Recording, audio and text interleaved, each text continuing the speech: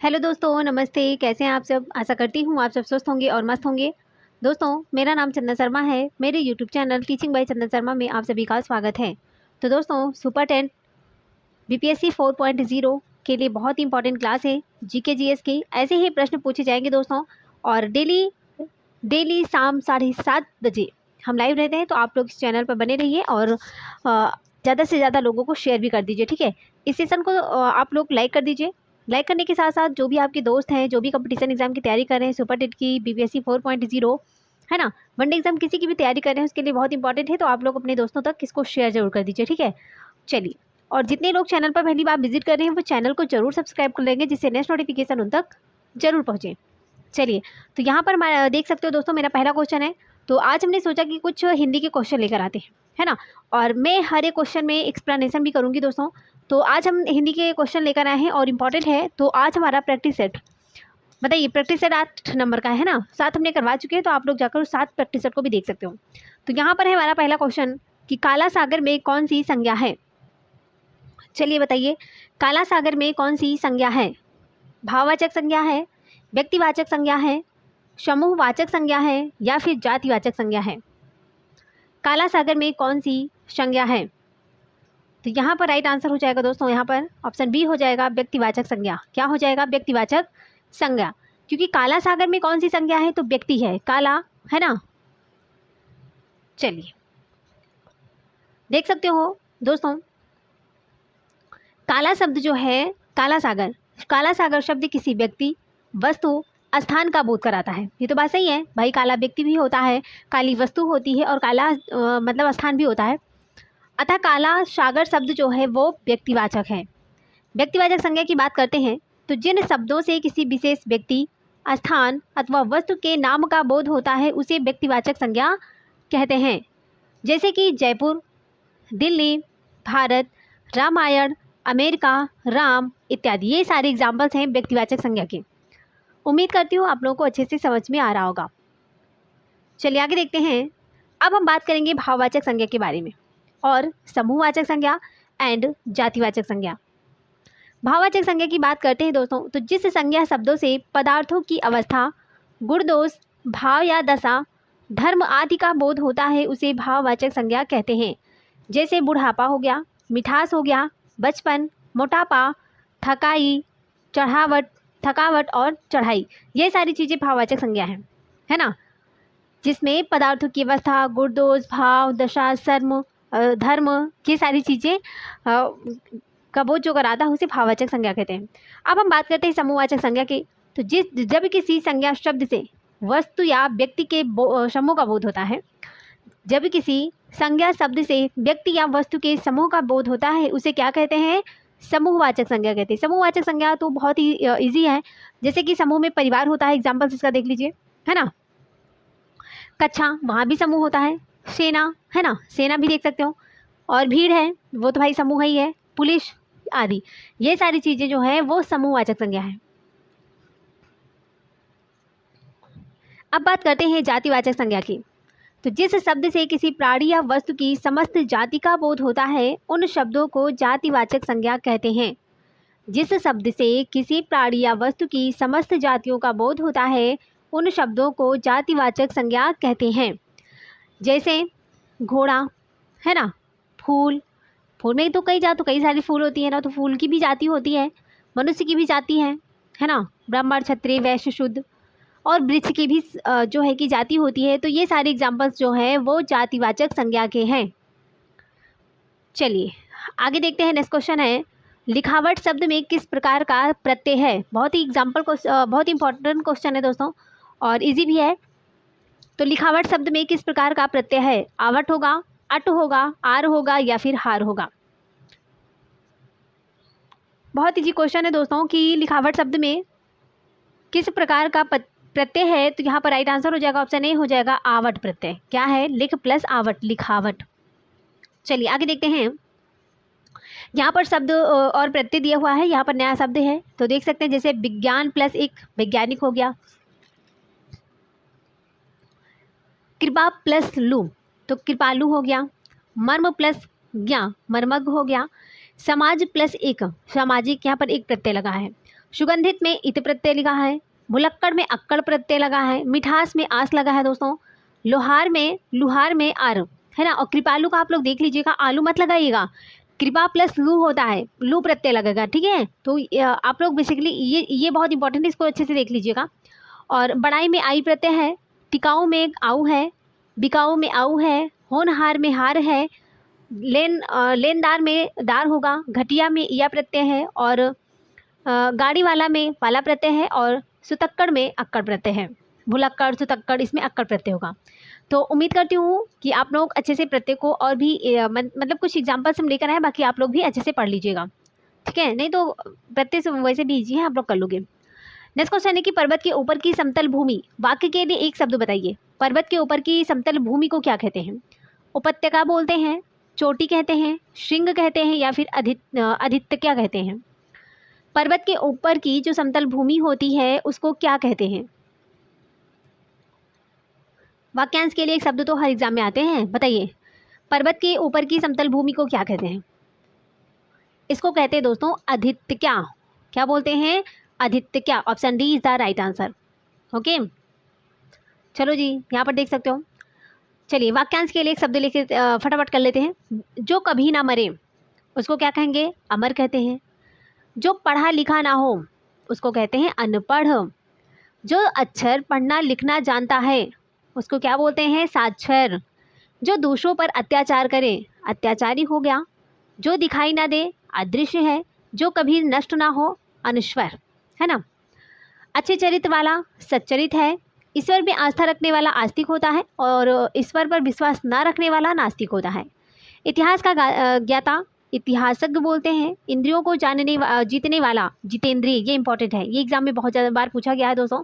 तो इंद्रियों को जीतने वाला जितेंद्रिय होता है। इंद्रियों की पहुंच से बाहर अतीन्द्रिय, दोनों भी पूछ सकते हैं एग्जामिनर, है ना, क्योंकि इस बार आयोग पेपर बनाएगा सुपर टेट का, तो अच्छे लेवल का बनाएगा, तो आप लोगों को थोड़ा सा भी रिस्क नहीं लेना है।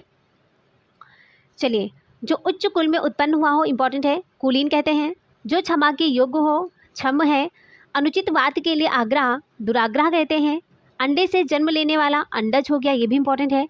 आकाश को चूमने वाला आकाशचुंबी है, इंपॉर्टेंट है। अपने देश से दूसरे देश में सामान जाना, इसको बोलते हैं निर्यात। ऊपर कहा हुआ उपर्युक्त है। ऊपर आने वाला श्वास उच्छ्वास है। ऊपर की ओर जाने वाला ऊर्ध्वगामी हो गया दोस्तों। ऊपर की ओर बढ़ती हुई सांस को ऊर्ध्वश्वास कहते हैं। उपचार या ऊपरी दिखावे के रूप में होने वाला औपचारिक बोलते हैं। उच्च न्यायालय के न्यायाधीश को न्यायमूर्ति भी कहते हैं, ये इंपॉर्टेंट है। चलिए आगे देखते हैं। नेक्स्ट क्वेश्चन है, मुझसे उठा नहीं गया वाक्य में कौन सा वाच्य है? वाच्य से 1 नंबर के क्वेश्चन 100% आते हैं दोस्तों, और ये क्वेश्चन बहुत ज़्यादा इंपॉर्टेंट है, सुपर टेट में पूछा गया था। ये सारे क्वेश्चन प्रीवियस ईयर हैं दोस्तों। तो आप लोगों को बताना है मुझसे उठा नहीं गया। बताइए, मुझसे उठा नहीं गया में कौन सा वाच्य है? कर्तवाच्य होगा, कर्मवाच्य होगा, भाववाच्य होगा, या फिर इनमें से कोई नहीं?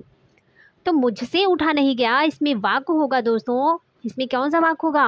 ऑप्शन सी हो जाएगा, भाववाच्य होगा। क्या होगा? भाववाच्य। जहाँ पर नहीं शब्द होगा वाच्य में, जहाँ पर नहीं शब्द होगा वहाँ पर भाववाच्य आप लोग आँख मूंद कर लगा दीजिएगा, ठीक है। भाववाच्य में नहीं शब्द जरूर होगा। चलिए थोड़ा सा इसका देख लेते हैं भाववाच्य के बारे में। देखिए, ये है हमारा भाववाच्य। क्रिया के उस रूपांतर को भाववाच्य कहते हैं जिसे वाक्य में क्रिया अथवा भाव की प्रधानता का बोध हो।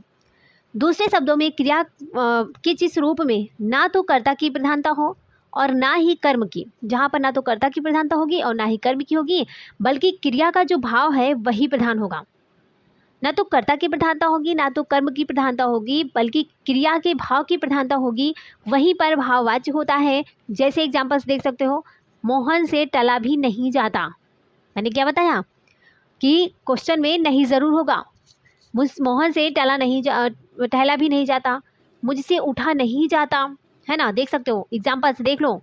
तो भाववाच्य जहाँ पर होगा, जहाँ पर नहीं होगा एग्जाम्पल्स में, ये लोग आप लोग ध्यान रखिएगा। ना तो कर्म की प्रधानता होगी, ना ही कर्ता की, सिर्फ भाव की प्रधानता होगी, तो वहीं पर भाववाच्य संज्ञा होगी। चलिए आगे देखते हैं। सॉरी, भाववाच्य होगा कि संज्ञा नहीं, ठीक है। अब हम बात करेंगे कर्तवाच्य के बारे में और कर्मवाच्य के बारे में। कर्तवाच्य के बारे में बात करेंगे। क्रिया के उस रूपांतर को कर्तवाच्य कहते हैं जिसे वाक्य में कर्ता की प्रधानता का बोध हो। अगर हम सरल शब्दों में कैसे कहें तो क्रिया के जिस रूप में कर्ता प्रधान हो और सकर्मक और अकर्मक दोनों क्रियाएं हों उसे कर्तवाच्य कहते हैं। क्या कहते हैं? जहाँ पर सकर्मक और अकर्मक दोनों क्रियाएं होती हैं वहीं पर कर्तवाच्य होता है। एग्जाम्पल से दोस्तों इसका, रमेश केला खाता है। रमेश क्या करता है? तो रमेश केला खाता है। दिनेश पुस्तक नहीं पढ़ता है। अब आप लोग यहाँ पर सोचोगे तो यहाँ भी नहीं है, तो ये तो भाववाच्य होना चाहिए, ऐसा नहीं है। दिनेश पुस्तक नहीं पढ़ता है ना, तो ये है कर्तवाच्य। अब हम बात करते हैं दोस्तों कर्मवाच्य के बारे में। देखिए यहाँ पर इस एग्जाम्पल से आप लोग ये मत समझिएगा कि ये भाववाच्य है ना, ये कर्तवाच्य है, क्योंकि इसमें क्या है, क्रिया के जिस रूप में कर्ता प्रधान है, इसमें कर्ता क्या है बताइए, इसमें कर्ता क्या है? तो इसमें कर्ता क्रिया के जिस रूप में कर्ता प्रधान होता है और सकर्मक अकर्मक दोनों क्रियाएं होती हैं वहीं पर कर्तवाच्य होता है ना। यहाँ पर सकर्मक और अकर्मक दोनों क्रियाएं जो है प्रधान है, क्योंकि दिनेश भी प्रधान है और पुस्तक भी प्रधान है, तो यहाँ पर सकर्मक और अकर्मक दोनों प्रधान क्रियाएं वहीं पर कर्तवाच्य होता है ना। तो आप लोग इसको अच्छे से देख लीजिएगा, ये नहीं कि नहीं जहाँ पर देखिए फटाक से लगा दिए भाव। क्वेश्चन को अच्छे से पढ़ कर तब दीजिएगा आंसर। अब हम बात करेंगे कर्मवाच्य के बारे में। क्रिया के उस रूपांतर को कर्मवाच्य कहते हैं जिससे वाक्य में कर्म की प्रधानता का बोध हो। जैसे कि क्रिया के जिस रूप में कर्म प्रधान हो, केवल सकर्मक क्रिया के वाक्य होते हैं वहाँ पर कर्मवाच्य होता है। देखिए कर्त में तो सकर्मक और अकर्मक दोनों क्रियाएं होती हैं, है ना। सकर्मक अकर्मक दोनों क्रियाएं तो कर्तवाच्य में होता है, लेकिन कर्मवाच्य में केवल सकर्मक क्रिया के वाक्य होते हैं, उसी को कर्मवाच्य कहते हैं। जैसे कि कवियों के द्वारा कविताएं लिखी गई, पतंग उड़ रही है, गाड़ी चल रही है, ये सारे एग्जाम्पल्स कर्मवाच्य के हैं। किसके हैं? कर्मवाच्य के हैं। चलो अब आगे क्वेश्चन देखते हैं। सृष्टि का तद्भव शब्द क्या है? वेरी इंपॉर्टेंट है, प्रीवियस ईयर क्वेश्चन है सारे दोस्तों। तो सृष्टि का तद्भव शब्द क्या होता है? मुट्ठी है, सोठ है, शीशम है, शिख है। सृष्टि का तद्भव शब्द क्या होगा? तद्भव पूछा गया है, तो यहाँ पर राइट आंसर हो जाएगा सृष्टि का सोठ होता है। Option B is the right answer. चलो नेक्स्ट क्वेश्चन है कि संस्कार शब्द में कौन सा उपसर्ग है? उपसर्ग और प्रत्यय, उपसर्ग और प्रत्यय से क्वेश्चन आते हैं दोस्तों। उपसर्ग हो गया, प्रत्यय है, वाक्यांश के लिए एक शब्द है, संज्ञा है, विशेषण है ना, वाच्य है, यहाँ से वचन है, यहाँ सबसे क्वेश्चन आएंगे। व्याकरण के भी आते हैं, पैसेज भी आता है, व्याकरण है, पैसेज है और रचनाकार है, यहाँ सबसे क्वेश्चन आते हैं सुपरटेक में। तो संस्कार शब्द में कौन सा उपसर्ग है? सन है, सम होगा, संस होगा या फिर शाह होगा। तो संस्कार शब्द में कौन सा उपसर्ग है? यहाँ पर राइट आंसर हो जाएगा ऑप्शन बी हो जाएगा सम, है ना। यहाँ पर हलंत लगा हुआ है ना। चलिए नेक्स्ट क्वेश्चन है कि जिसके पास तुरंत सोचने की शक्ति हो उसके लिए एक शब्द बताना है। प्रत्युत्पन्न मति होगा, अगणनीय होगा, हाजिर जवाब होगा या फिर दुष्कर होगा। बताइए इसका राइट आंसर क्या हो जाएगा। जिसके पास तुरंत सोचने की शक्ति होती है, वाक्यांश के लिए एक शब्द बताना है दोस्तों। इसको कहते हैं प्रत्युत्पन्न मति। Option A is the right answer. ठीक है, इसके पास जो होता है, जिसके पास तुरंत सोचने की शक्ति होती है, उसको प्रत्युत्पन्न मति कहते हैं। चलो आगे देखते हैं। यहाँ पर देख सकते हो प्रत्युत्पन्न मतलब सम स्त्री हो गया। अतिशीघ्र सोचने समझने की शक्ति को कहते हैं प्रत्युत्पन्न मति। अब हाजिर जवाब की बात करते हैं। किसी बात का तत्काल जवाब देने वाले को हाजिर जवाब कहते हैं, और जवाब देने में होशियार, इसको भी हाजिर जवाब भी कहते हैं। एंड अगण्य की बात करते हैं, जिसकी गणना नहीं की जा सकती अगण्य होता है, और जिसकी गणना की जा सकती है गणनीय होता है। दुष्कर की बात करते हैं तो ये एक विशेषण शब्द है, दुशाद होगा जो कठिन हो। चलिए आगे देखते हैं। नेक्स्ट क्वेश्चन है, वह अपना सिर खुजलाता है, वाक्य में कौन सी क्रिया है? क्रिया से भी क्वेश्चन आते हैं दोस्तों। बताइए सकर्मक क्रिया होगा, अकर्मक क्रिया होगा, प्रेरणार्थक क्रिया होगा या फिर अनुकरणात्मक क्रिया होगा। वह अपना सिर खुजलाता है, यहाँ पर कौन सी क्रिया होगा? वह अपना सिर खुजलाता है, दूसरों का थोड़ी खुजला रहा है, तो यहाँ पर सकर्मक क्रिया होगा, है ना। Option A is the right answer. सकर्मक क्रिया होगी दोस्तों। ठीक है, क्योंकि वह अपना ही तो सर खुजला रहा है, इसलिए सकर्मक क्रिया होगी। चलो देख लेते हैं। देखिए अकर्मक क्रिया, जिस क्रिया का फल कर्ता पर ही पड़ता है वह क्रिया अकर्मक क्रिया कहलाती है। इस क्रिया में कर्म का अभाव होता है ना। इस क्रिया में अकर्मक में क्या होता है? कर्म का अभाव होता है। जैसे गधा मरता है, गधा मारता है, गधा क्या करता है? मारता है। यहाँ पर कर्म का अभाव है। वहीं पर सकर्मक क्रिया की बात करते हैं तो जिस क्रिया में कर्म का होना ज़रूरी होता है वह सकर्मक क्रिया कहलाती है, और इन क्रियाओं पर असर कर्ता पर ना पड़कर कर्म पर पड़ता है, क्योंकि अकर्मक में कर्म का अभाव होता है और सकर्मक में इसमें कर्म का मतलब कि कर्म पर इस पर असर जो होता है ना कर्म पर पड़ता है। एग्जाम्पल्स के लिए मैं बात करती हूँ। श्याम पुस्तक पढ़ता है, वाक्य में पढ़ता है क्रिया का व्यापार श्याम करता है, किंतु इस व्यापार का फल पुस्तक पर पड़ता है, इसलिए पढ़ता है सकर्मक क्रिया है और पुस्तक कर्म शब्द कर्म है ना। जैसे श्याम पुस्तक पढ़ता है तो यहाँ पर सकर्मक क्रिया है पुस्तक, कर्म शब्द कर्म है, ठीक है। पुस्तक तो कर्म है और पढ़ता सकर्मक क्रिया है, ठीक है। अब समझ में आ गया, ये एग्जाम्पल्स हैं। चलो आगे देखते हैं। अब हम बात करते हैं प्रेरणार्थक क्रिया, जिस क्रिया से इस बात का ज्ञान हो कि कर्ता स्वयं कार्य ना कर किसी अन्य को उसे करने के लिए प्रेरित करता है, उसे प्रेरणार्थक क्रिया कहते हैं। एग्जाम्पल्स जैसे बोलना बुलवाना, पढ़ना पढ़वाना, खाना खिलवाना इत्यादि। अनुकरणात्मक क्रिया की बात करते हैं तो किसी ध्वनि के अनुकरण पर जो क्रिया बनती है उसे अनुकरणात्मक क्रिया कहते हैं, ठीक है। चलो नेक्स्ट क्वेश्चन है कि मैंने कहा होगा वाक्य किस प्रकार का वाक्य है। मैंने कहा होगा ये वाक्य किस प्रकार का वाक्य है। विस्मयवाचक वाक्य है, इच्छावाचक वाक्य है, संकेतवाचक वाक्य है या फिर संदेहवाचक वाक्य है। मैंने कहा होगा वाक्य ये किस प्रकार का वाक्य है। मैंने कहा होगा, मैंने कहा होगा, है ना। ये तो भैया विस्मय तो नहीं होता, इच्छा भी नहीं होगी, संकेत भी नहीं होगा, ये होगा संदेह, है ना। मैंने ही कहा हो, मैंने कहा होगा, इसमें संदेह है। क्या है, मैंने कहा होगा तो इसमें क्या है, संदेह है। Option D is the right answer. चलो आगे देखते हैं दोस्तों। मैंने कहा होगा एक संदेहवाचक वाक्य है। संदेह जिससे किसी बात का संदेह प्रकट हो, उसने खा लिया होगा, मैंने कहा होगा, ये सारी एग्जाम्पल्स जो है वो संदेह का है। इच्छा की बात करते हैं तो जिसे किसी प्रकार की इच्छा या शुभकामनाओं का बोध होता है, जैसे कि एग्जाम्पल्स की तो अपने कार्य में सफल हो, है ना। ये अपनी इच्छा से बोलते हैं ना लोग, तो अपने कार्य में खुश हो, सदा सुहागन रहो, ऐसे ऐसे एग्जाम्पल्स लोग बोलते हैं ना इच्छा से। और विस्मय की बात करते हैं, ओह मेरा तो सर फटा जा रहा है, ओह, है ना, तो ये विस्मय है।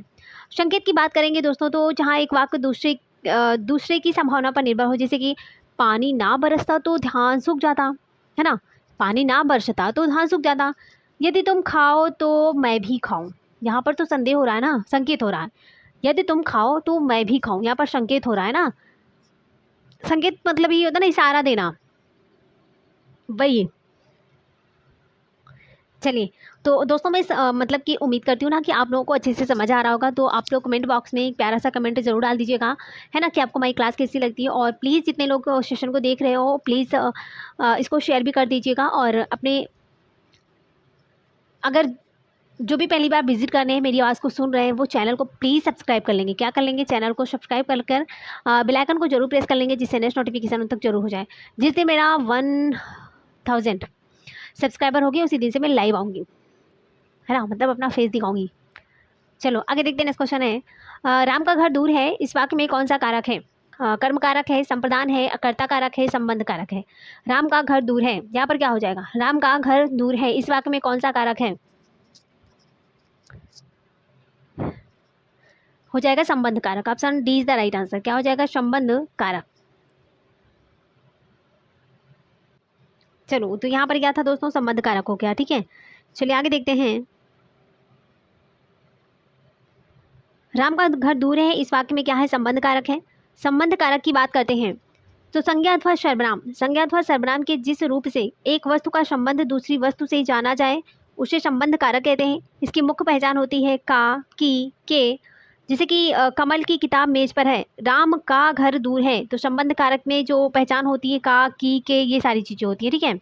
चलिए आगे देखते हैं दोस्तों। कर्ता कारक की बात करते हैं तो संज्ञा या सर्वनाम के जिस रूप से क्रिया के करने वाले का बोध होता है उसे कर्ता कारक कहते हैं। इसका चिन्ह ने कभी कर्ता के साथ लगता है, कभी नहीं लगता है।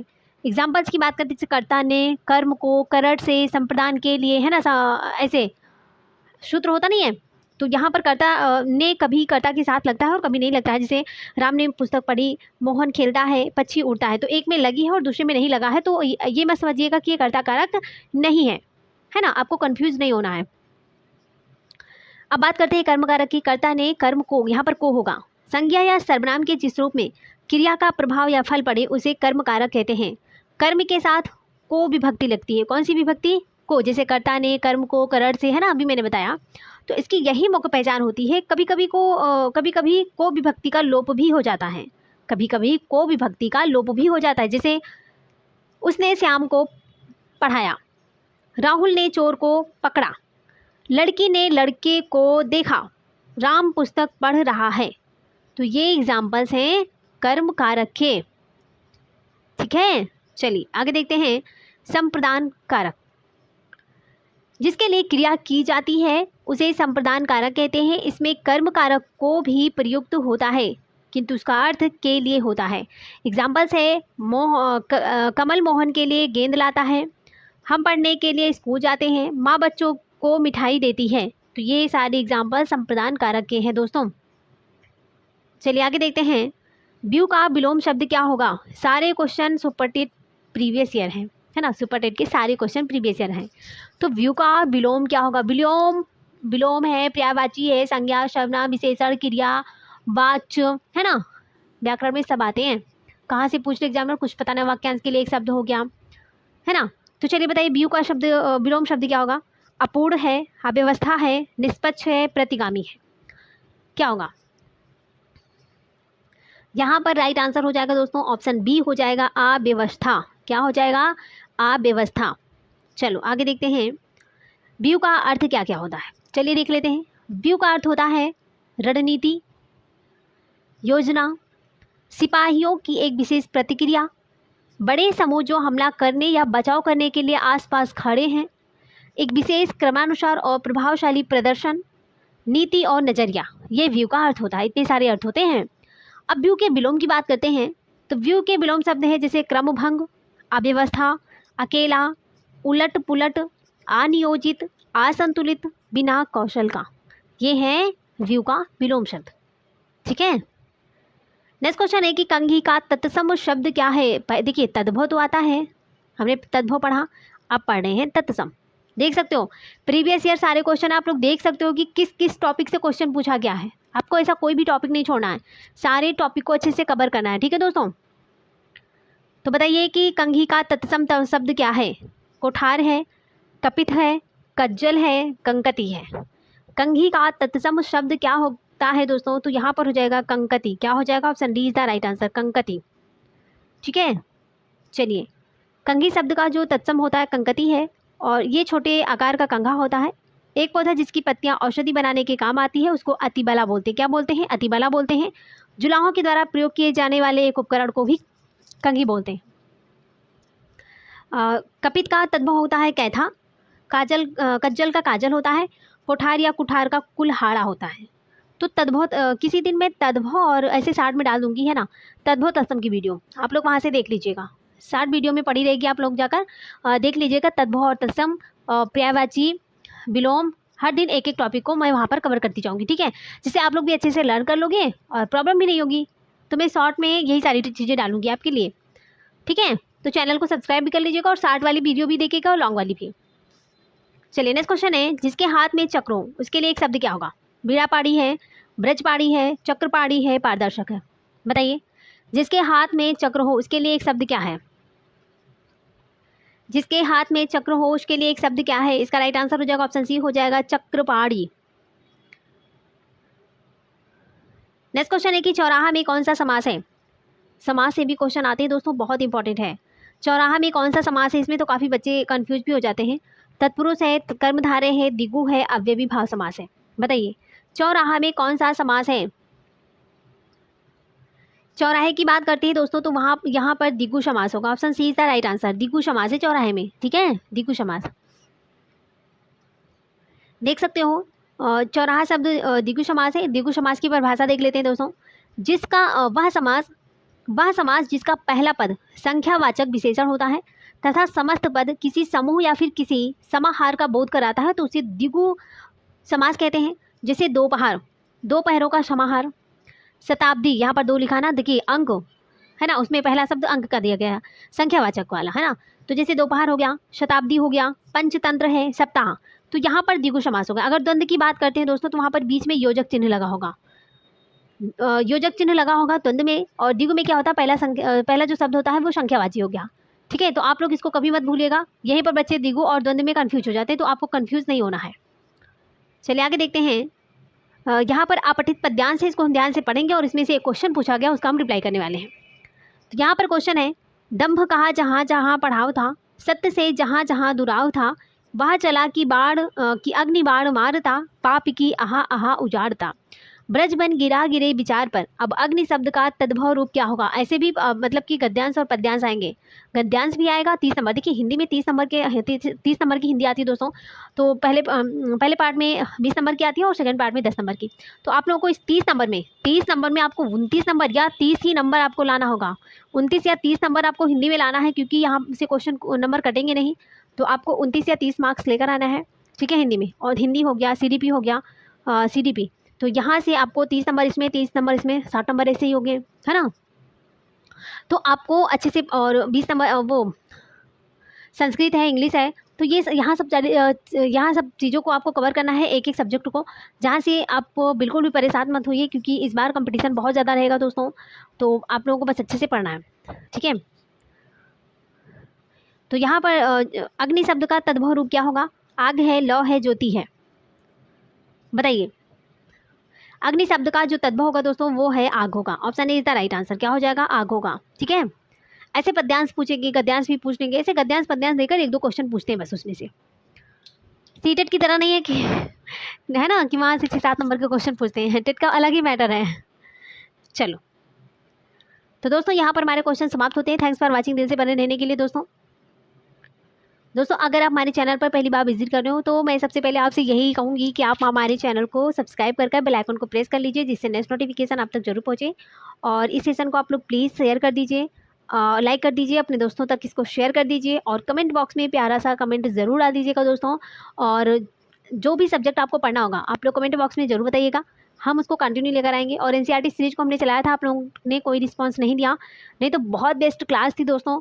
तो हमने NCERT में क्लास 6-7 को फिनिश कर दिया था, क्लास 8 को स्टार्ट कर रहे थे। आप लोग कमेंट बॉक्स में बताइएगा तो हम उसको फिर स्टार्ट कर देंगे, ठीक है। और मैं तो यही सोचती हूँ कि 6 से 12 तक की NCERT को हम फिनिश करने वाले हैं दोस्तों। तो आप लोग हमारे चैनल पर बने रहिएगा और ज़्यादा से ज़्यादा लोगों को शेयर कीजिएगा। तो चलिए इसी के साथ हम मिलेंगे नेक्स्ट वीडियो में। तब तक के लिए bye bye, take care, see you.